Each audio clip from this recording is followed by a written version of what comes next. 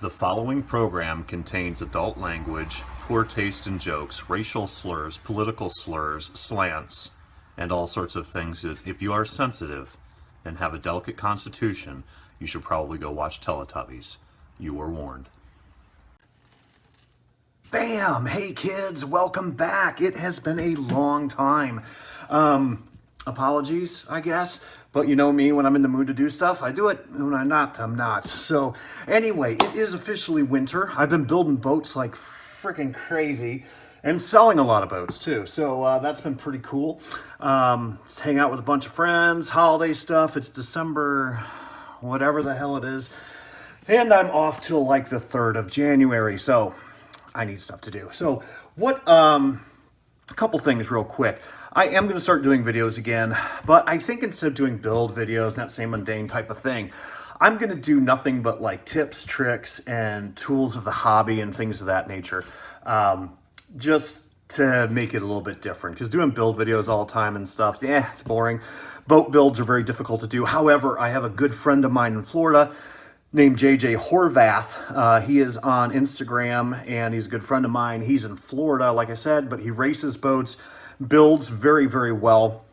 We talk daily and we talk, swap back and forth about build tricks and whatever. So here is a link to his page. It's his first video series. He's building a JAE, what is that thing, JJ? It's a 26 FE, which I built a couple of them as well.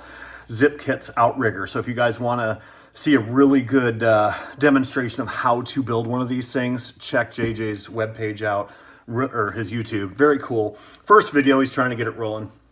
So that's a good thing. So on to what I'm going to talk about and do. Last summer, beginning of last summer, I bought a refurb boat on eBay, which is something I do a lot of. I rebuild them and whatever. And it was an Aquacraft, which I refer to as Aqua Crap because I hate Aquacraft boats. But I got it for like 50 bucks. It was the Aquacraft Air Force airboat. And it had an engine, and I got really, really cheap, and it was beat up pretty bad. So I'm like, okay, fine. So I buy this thing. I thought, they can't fuck that up, right? Well, they did. They made an airboat, and they used a water rudder. What is the friggin' point of that? So I found a way to take the rudder off, the water rudder, and 3D print an assembly for an air rudder, like a normal swamp buggy, so it can go in water still, and it can also go on land, and what I wanted it for was snow.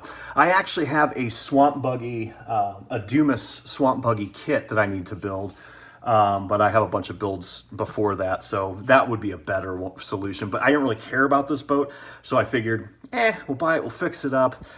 In the water, even with slight rudder, it turns so sharp it'll flip because it's so top heavy. That's why you don't use a water rudder on an airboat. Just saying. I've been doing airboats since I was a little kid, but I haven't done one in a very, very long time. So chances are really good in this video. I'm going to destroy this boat, but that's okay. It's for fun. So let me show you what I did. Hang on. Pink, there it is. Now, what we did, it's actually a cool looking boat, but they tried to take basically a hydroplane and put a motor on the back, an engine, and it had a water rudder on the back. Now you can see what I did. The water rudder, I flipped the bracket upside down, 3D printed a wing, or I'm sorry, a rudder, and made a mount up there. Very, very simple. Probably break as soon as I flip, but that's okay. It's just experimenting. It has a I think this is a 21 engine. I can't remember off the top of my head. The other thing that I did too, you can see my propeller's chewed up. It's okay. I also 3D printed out of PET G, which is a type of material, skids for the bottom, because just to give it some scratch guard and to help it give it a little bit of direction in the snow. My only concern with driving this in the snow is it might dig. I don't know. We're going to find out. I did test drive this in the grass when I did it. And it actually moved really, really good in the grass. So I was actually pretty surprised. So we're going to take it out. I'm going to put the cheap-ass hat cam on. We're going to fire this thing up and see what we can destroy. Be right back. All right, here we are out in the frozen tundra. So it's actually kind of warm. Well, it's warm for this time of year. It's like 35 degrees. I do not have a lot of running ground to test this in.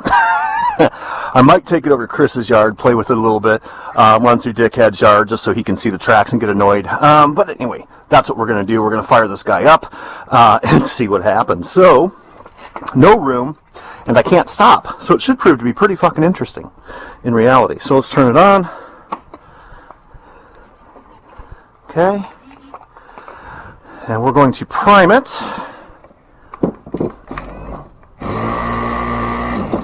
Okay. Let's see what happens.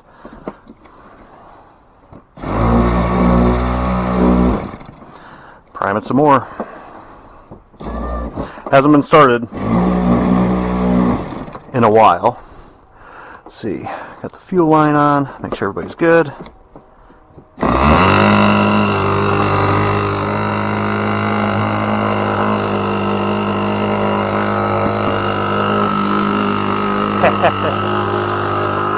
Let it warm up.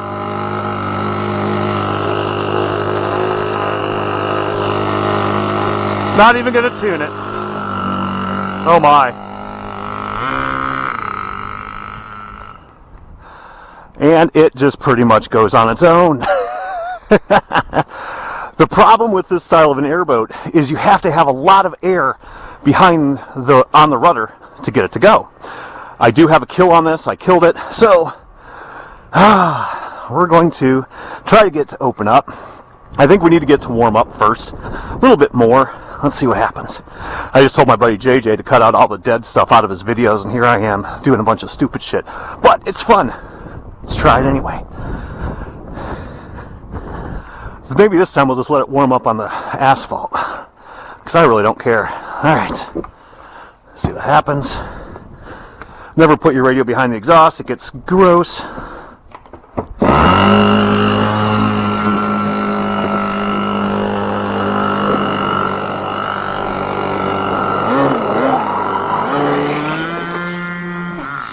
Yeah, we're gripping too well now.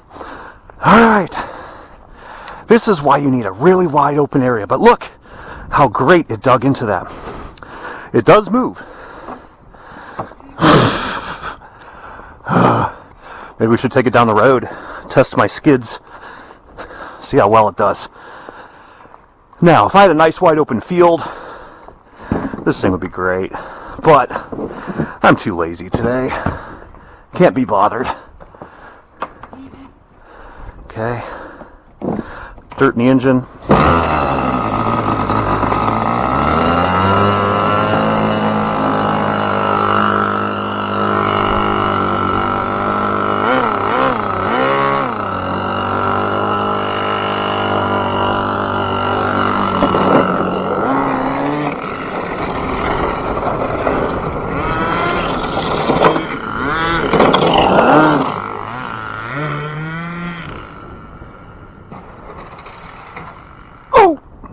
And there goes the rudder.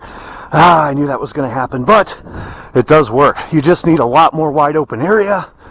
And actually, I think that I made it so, hopefully, this works. When I 3D printed it, the bracket will break before the rudder. So hopefully, the rudder's still on, but it does not look like it is.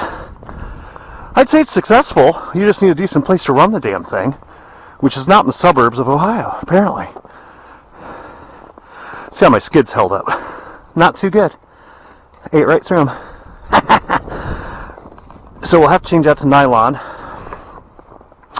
Yeah. But other than that, yeah, it just popped out. That's easy enough to fix. See that? Popped out. So it does still work. It'll work actually even better in water now. Shouldn't flip as bad, but I think it's just too much motor, too much weight. I don't know. It's just a fun experiment. Easy enough to fix and get going again. But I really need a field. A nice wide open field. So, yeah. Anyhow, so that's part of our snowmobile fun for the day. Everything still works? Nice, okay. So until next time, kids, keep it shiny side up. Talk to you later. Bye.